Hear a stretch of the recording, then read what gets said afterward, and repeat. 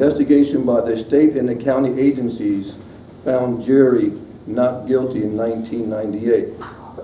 Concerning 2001, Attorney General Linda Kelly did not tell the truth when she stated that Mike McQuarrie saw a sexual assault at Penn State in 2001. You know this case went to trial and due process was served. Linda Kelly's charge of sexual assault at Penn State in 2001 was thrown out by the jury. Jerry was found not guilty in 2001 sexual assault at Penn State.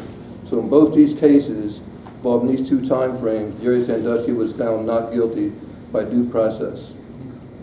Mark, how did you find Joe Paterno guilty during these two time frames? Well, first of all, let me clarify the process. So this wasn't, again, Mark Emmert doing anything on his own. Because of the unique nature of the Penn State case, we handled the case differently than we have in other cases. And we can talk about, but we don't have a lot of time, we can talk about why that was. But the decisions that were made by the executive committee and the Division I board of directors, which with me participating in, of course, being an active part of that discussion. That group of people I just described as a group of more than 20 university presidents from around the United States. They represent a cross-section of Division I. This wasn't one guy sitting in his office and deciding, gee, here's what I'm going to do. Thoughtful conversation, deliberation among a group of people who had access to and read the materials, looked thoroughly at the free report, at the other materials that were available, and reached a conclusion.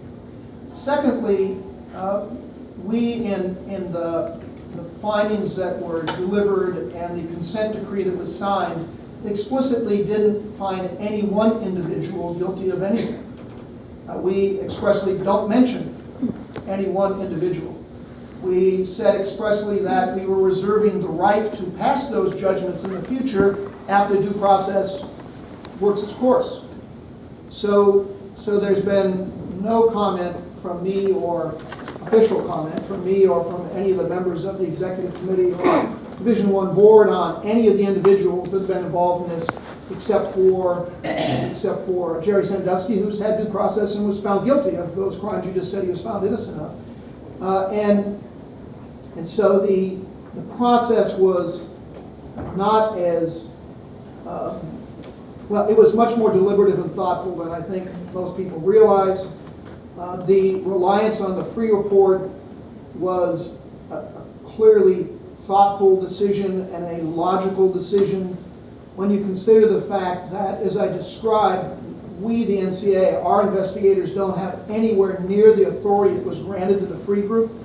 The free group was given carte blanche to look anywhere and everywhere inside the university. We would never have had that authority.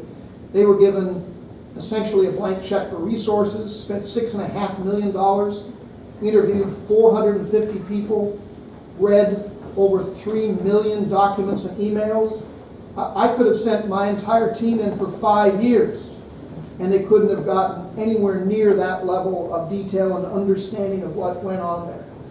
Everybody in the executive committee and the Division I board understood that. So to suggest that we could somehow conduct, and by the way, spend another 2 years, SC fans in the room could understand that, another 2 years debating and discussing what happened at Penn State didn't make sense to anybody involved, when the probability of finding anything in addition to the free report was 0. So I know this is a point which you and I hope respectfully disagree on. I happen to love your passion for your university. I happen to understand clearly why you have the commitment and dedication to that program that did so many good things. And I can't say that I would feel any differently were I in your shoes. I get all of that. We made the pardon me, the best, most thoughtful decision we could on the situation that no one, and I know you as well, felt good about. And that was unprecedented in so many ways.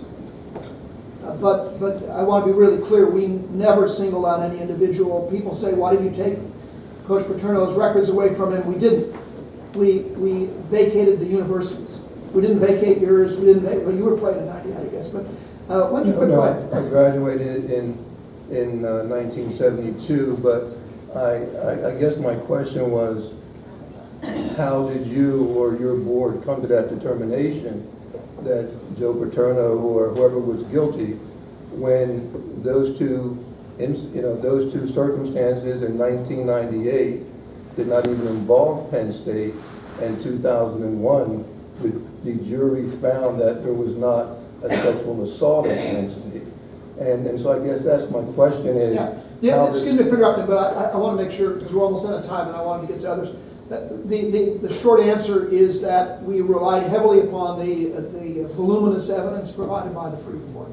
And I know there's a disagreement. The report said in 1998 that Penn State was not involved in that. I've read the report multiple times, as I'm sure you have, and we're going to have to agree to disagree. Okay, one more question. Thanks for being here. Appreciate it. Thank you for being here. Hey, will there be an opportunity for me to address the NCAA board? I've gone around to try to meet a couple of them. Sorry, they're trying to. This guy's trying to get me out of here. Really didn't get much. You know what? Let me bring it up to them. All right? I mean, it's up to them. And I can talk to the chair. Yeah, because it really.